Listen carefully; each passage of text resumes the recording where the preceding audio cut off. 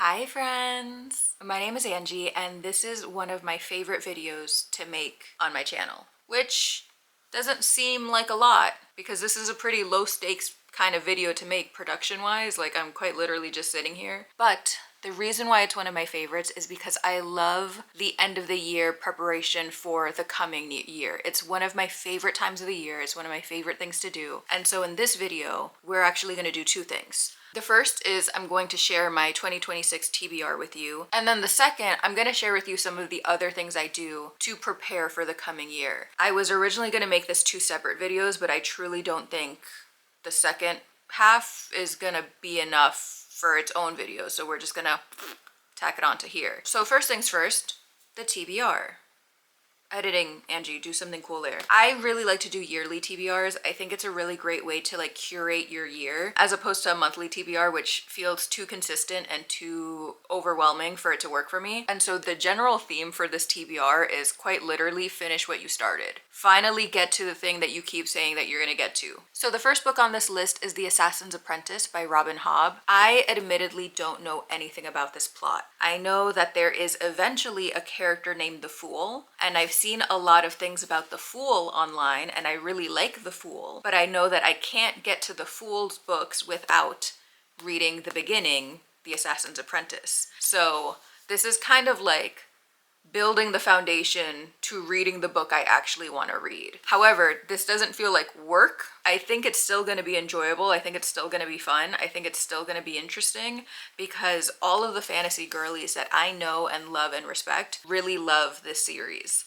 So like if they're giving it its flowers, I know that this isn't going to be a waste of my time. So although my brain is blank, I'm still really looking forward to this one. I feel bad that I don't really have a lot to say about it because I don't know anything. And that's okay. It's okay to admit that you don't know anything. But I do know a little bit more about the next book, which is The Wax Child by Olga Raven. This is a like gothic horror, historical fiction kind of mystery situation. In this book, we're following a woman named Christens. She and several other women in her town have been accused of witchcraft, and so they have to prove their innocence, which is a pretty standard plot line for like a historical fiction about witches. But the interesting thing about this book is that it's narrated by a wax doll that Christens has created. And so I feel like that brings an element of mystery. It brings an element of an unreliable narrator. It brings an element of, is she really a witch or not? Like, I don't know if this wax doll is narrating because for like metaphorical reasons or because it's actually sentient. I have no idea. But if it is actually slightly a little bit sentient, there's something interesting going on here, right? I also like that it's pretty short, so that doesn't feel overwhelming to me because you'll see later on in the TBR, we got some chunky doozies on this list. So I tried to balance it with like short books and then like really chunky, substantial books. And speaking of which, our next book is one of those chunky guys because for some reason, when I was curating this TBR, I woke up that morning feeling a huge surge of confidence in myself and my reading abilities. And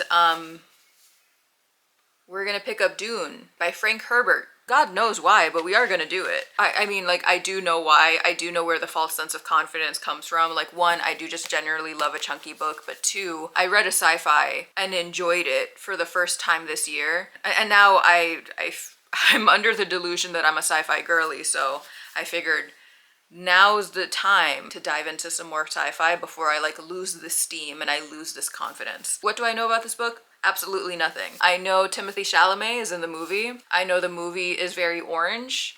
I know it has something to do with spices and it's like a space colony story. That's really all I got for you. Check back at the end of 2026 and maybe I'll have some more information, but as of right now, that's all I really got for you. Next, another sci-fi, another fantasy, another apocalyptic kind of situation. We have The Last Man by Mary Shelley. I'm gonna sound like a broken record, but I have been meaning to read more Mary Shelley and I haven't. I've only ever read Frankenstein. I do have other books by her on my shelf, including The Last Man, but I just haven't gotten around to them yet.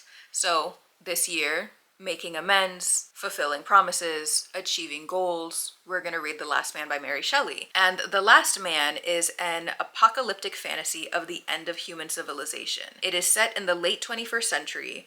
This novel unfolds a somber and pessimistic vision of mankind confronting inevitable destruction. Interwoven with her futuristic theme, Mary Shelley incorporates idealized portraits of Shelley and Byron, yet rejects romanticism and his faith in art and nature. So it feels like this book is going to be a huge bummer, but I'm still excited to read it. I think in an ideal world, I would finish Romantic Outlaws and then pick this up, but I actually don't know when I'm going to finish Romantic Outlaws. And if you haven't been following along, Romantic Outlaws is the biography about Mary Shelley and her mother, Mary Wollstonecraft. I'm about halfway through, and I keep pushing it off because I really enjoy it and I don't want it to end. Thank you! The reason why I think it would be ideal to finish that book first and then read this one is because by learning about Mary Shelley's life and what she was going through at the time, I think it would give me a lot of insight about why she wrote this book the way she did and the choices that she made, and etc, etc, etc. Because when I reread Frankenstein this year, after reading that part of her life in Romantic Outlaws, it gave me a lot of insight about the details and the choices and the characters that she included in that story. Is it actually what's going to happen? I don't know. I'm not a psychic. Well, but I'm not a psychic in that way. Moving on to the next book. We have Rebecca by Daphne du Maurier. This is a classic Gothic romance, mystery thriller kind of situation as well. In this book, we are following Rebecca. No, we are not. Who are we following here? Anyways, we're following a young woman. She just married a man that she barely knows, moving into his estate.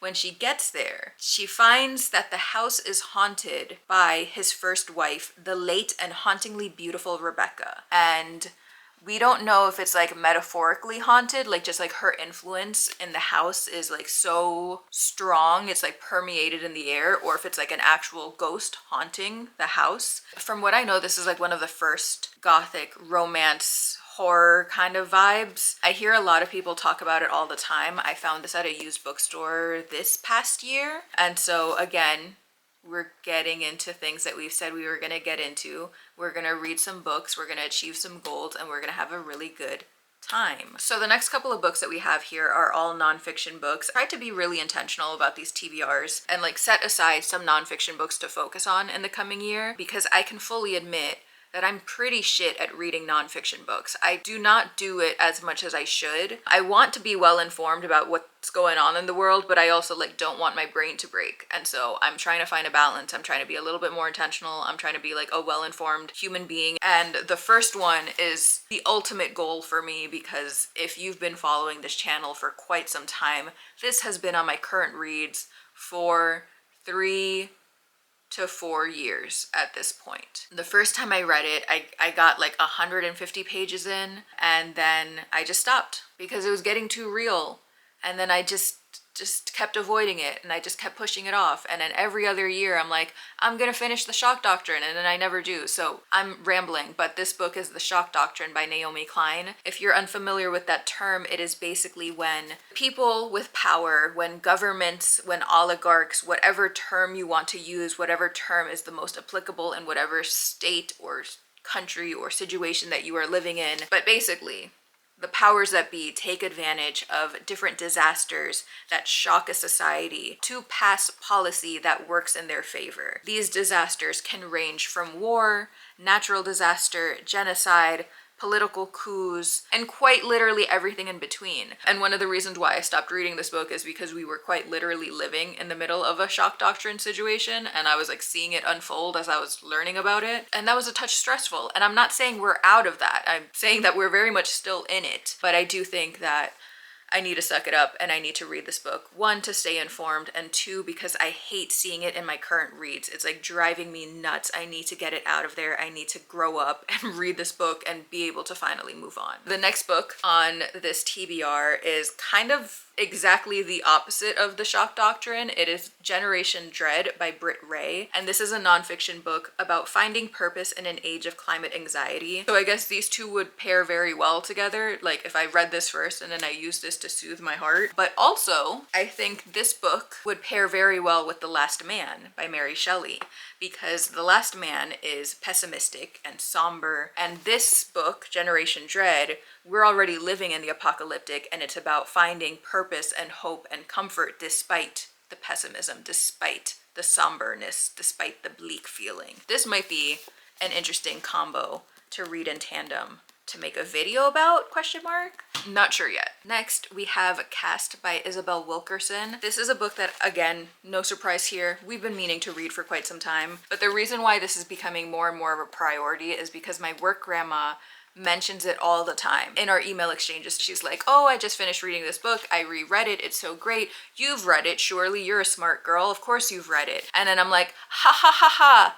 Yes, but I feel horrible every single time I lie to my work grandma. This year, we're finally gonna read Cast, and next time she asks me about it, I'm gonna be like, you know what? Yes, I did read it, and this is what it's about, and these are my thoughts, and blah, blah, blah, blah. But we got to read it for that scenario to actually happen. And then the last nonfiction on this list is Making Movies by Sidney Lumet. If you're not aware, I love the movies. Like, are you kidding me? I love the movies. I would live in a movie theater if I could. And so very much interested in the making of movies, and this is a book about making movies. What really sold me on this book at the time was that it was a buy one get one 50% off. Love to see it. But also in the front blurb it says, if there is one book a film goer could read to learn more about how movies are made and what to look for while watching them, this is the book. And so this is the book, and we're going to be reading the book. And so that was our brief stint in the nonfiction. We can move back into the fiction, the fantasy, the sci-fi, the whatevers with our next book, If We Were Villains by M.L. Rio. This is actually a book that I've read in the past, and I don't remember anything about it. And so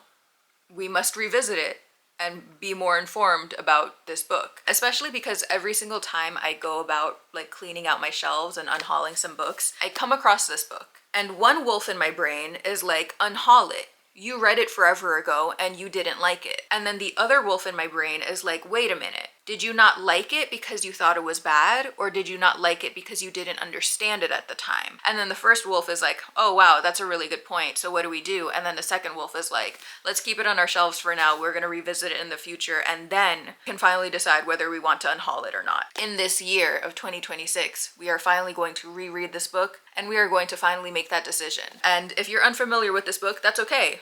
Cause like, low-key so am I. If We Were Villains is a dark academia mystery thriller kind of vibe. I remember it followed a group of students, of friends who were like really into Shakespeare, and whatever character they played on stage, they also played off stage. So there was like a person who was typecasted as the hero, the villain, the temptress, the mother, the extra, etc., etc., etc. And they just kind of like played out those roles in their like regular day-to-day like friend dynamic, which some would say is really unhealthy as a friend dynamic. Like, you guys aren't really being yourselves, you guys aren't really being truthful. Maybe some other people would say they're just really passionate about their craft. I don't know where I stand yet because I don't remember this book. But basically one day somebody dies, and then Oliver Marks is arrested and jailed for the murder of that someone. I'm assuming Oliver Marks was probably typecasted as the villain, and that's why that happened, but basically this book opens up with them being released from jail and finally ready to tell the true story of what happened that night. I think one of the reasons why this book went over my head when I first read it is because I didn't have a lot of background knowledge of Shakespeare. And I remember this being very, very heavy in the Shakespearean lore. Like, they would be quoting the shit out of that guy. And I'd be like, yeah, that's so cool. Like, yeah, totally to be or not to be, for sure, for sure. But now, I feel like I am a little bit more informed about Shakespeare. I'm not gonna sit here and lie to you and say that I've read all of his plays, but boy howdy, have I watched a movie adaptation or two. So I am familiar with the Romeo and Juliets, the Macbeths, the Hamlets, the King Lears, etc., etc., etc. And so I think this is going to make a lot more sense this time. Next, we have another book I have no idea about. Absolutely no idea. Zero things going on in my brain, but it's Crime and Punishment by Dostoevsky. Part of my ongoing pursuit of reading more classic literature, and also part of my smaller ongoing pursuit of reading more Russian literature. Crime and Punishment is apparently the book to read, and the little back summary sounds really interesting. It says, it is a murder story told from a murderer's point of view that implicates even the most innocent reader in its enormities. It is a cat and mouse game between a tormented young killer and a cheerfully implacable detective. It is a preternaturally acute investigation of the forces that impel a man towards sin, suffering, and grace. That sounds like it's gonna check a lot of boxes for me. I love a mystery. I love a cat and mouse game. I love unreliable, kind of mysterious, kind of maybe morally gray kind of narrator. That sounds kind of neat to me. And I especially love the investigation of the forces that impel a man towards sin, suffering, and grace. I feel like if Dostoevsky is going to do anything right, he's going to be heavy in the social commentary in this, and so that'll be really neat to read about as well. Next, we have another chunky boy with Jonathan Strange and Mr. Norrell. This is a book by Susanna Clarke, who is the same person who wrote Piranesi, and I enjoyed Piranesi a lot, except for the last like 50 or so pages. Like once they introduced the cop and once they made the cop the hero, I was like, all right, Susanna, wrap it up. I don't want this. But then I found out that she wrote this book, and this book is really intriguing to me because it's about magicians, but I don't think it's just about like circus magicians with like the juggling and the scarves and the hat and the bunny and like whatever. These feel like legit magician, because it says here that Mr. Norrell is one of the last remaining magicians in England, and he raises a woman from the dead and summons a fleet of ghostly ships to terrify the French. Yet, the cautious Norrell is challenged by the emergence of another magician, young, handsome, and daring Jonathan Strange. So begins a dangerous battle between these two great men, which overwhelms that between England and France, and soon their own secret dabblings with the dark arts are going to cause more trouble than they can imagine. That sounds fun. It sounds like a really cool historical fiction fantasy adventure kind of situation. And again, cannot stress enough, I love a chunky book. Also cannot stress enough, between this and Dune, I might be overdoing it already for 2026, but it is a year where we're gonna try our best and we're gonna finish what we started, and that's that on that. Oh shoot, next book is pretty chunky too, but the next book is Tomb of Sand by Gitanjali Shree. This is a contemporary literary fiction. I actually don't know the difference between the two, if I'm being so real with you, but it is a fiction book for sure. And in this book, we are following an 80-year-old woman who slips into a deep depression at the death of her husband and then resurfaces to gain a new lease on life. And that is so exciting to me because I love older women. I love hanging out with them. I love talking to them. I love learning from them. And it makes me so sad that we don't really have a lot of media that focuses on them. I'm so like thrilled to pick up a book where our protagonist is 80 years old and starting a new lease on life and trying new things and meeting new people. I think one of my favorite things about having older friends, and I don't just mean older by a couple of years, but I'm talking about like 80-year-olds, like work grandmas, but like one of my favorite things about them is like learning about their day-to-day life and like learning about like the new things that they're trying, because it just serves as a reminder that like you can always start something new no matter how old you are. There's no expiration date on learning something new. There's no expiration date on trying new things, on new experiences, new people, etc., etc. So I think this book is going to be like as if I'm talking to my work grandma, and that's thrilling. That's amazing. I'm so freaking excited. Next, we have Bones and All by Camille DeAngelis. This is the source material for the movie Bones and All, which is one of my favorite movies of all time. I think it is so beautiful, and I think it is so sad, and I think it is so lonely, but it's also incredibly romantic. And so I'm really hoping that that same feeling is in the book. Like, I'm sure it is because the movie is based off of the book, but I don't know a lot about the book and I haven't heard a lot about the book. So I'm really hoping that the book is very close to the movie. But if you're unfamiliar with the movie and by extension the book, in this book we are following a young girl named Marin, and she is not like other girls because she must consume human flesh. So there's that. And because of that, her family has been kind of on the run because they have to hide this from the rest of the world, and they have to hide Marin from the rest of the world. And so she kind of grew up knowing that there's something wrong with her, and knowing that she's different, and knowing that she has to hide herself. And because of that, she desires and yearns connection and community and understanding from another person so freaking bad. And on her 16th birthday, her parent abandons her, and so she must go on a cross-country journey to find her other parent so that she can kind of learn about like why she is the way that she is. And throughout that journey she meets other people, etc, etc, etc. Movie is stunning. Book, hopefully equally as stunning. And then finally, the last book on our TBR is also probably the first book that we're gonna read in 2026, and it is What We Can Know by Ian McEwan. This is by the same author who wrote Atonement, which is a book I have never read, so that means nothing to me, but maybe that means something to you. And this book is a genre-bending new novel full of secrets and surprises, an immersive exploration across time and history and what can ever be truly known. And that's all I can tell you about this book, because I actually don't really know what the actual plot is. I know part of it takes place in 2014, another part of it takes place in like 2140 or something to that effect. But the reason why this book is on my TBR is because it is my book club's February pick, and so I must read it. And so I'm going to read it. And that's all that really matters. Oh shoot, and so now we can talk about the other end of year preparations that I do. And we must do it very quickly because I have a meeting in 15 minutes. And so one of the things I like doing is buying a new journal. I like to decorate it a certain way. It's also another curation of the year to come. This time we're leaning into like the medieval Renaissance-y kind of vibe. These are nail stickers that I never used, and so I just used it to decorate my journal. In addition to buying a new journal, I also like to make a bingo board for the year. I'm not gonna share with you everything that's on my bingo board because some of them are a little bit more personal, but they're just fun things that I want to do throughout the year. Like, I don't like having New Year's resolutions where it's like eat healthy or lose weight, where like the resolution like low-key feels like a punishment. The point of the bingo board is to make your resolutions fun. It's like, I still want to eat healthy, but rather than just writing eat healthy and having to figure out what that means, I have a bingo spot that says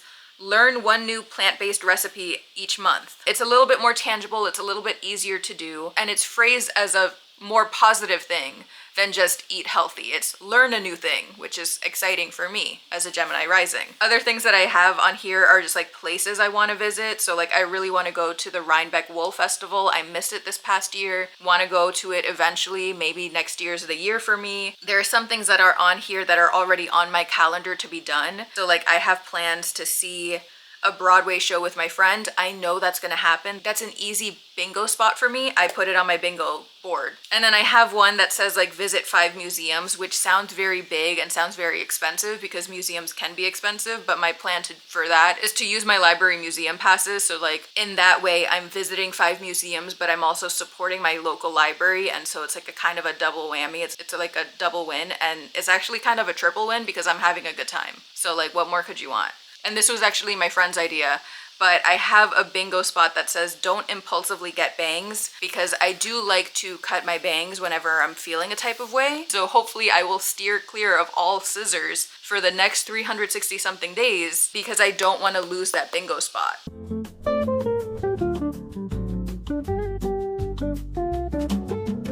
That's one of the harder goals, to be honest, on my bingo board. And so that's just kind of what I've been doing on a year-to-year basis. I think this is my 2nd or 3rd year using bingo boards, and I'm not gonna pretend that I created this. I got this idea from my friend, who I think got this idea off of a TikTok, who I'm sure got this idea from someone else, and like, no idea is fully new and unique and innovative, but it is something that has been really fun for me, and it's been more and more fun the more creative I can be with my bingo board. I use it to like make sure that I'm implementing fun and whimsy and silliness into my life. So that's all I really have to share with you. I have to go so bad. Thank you so much for watching. I hope you enjoyed this video. I hope you have a great day. I hope all of your projects are going well. Goodbye, goodbye, goodbye, bye!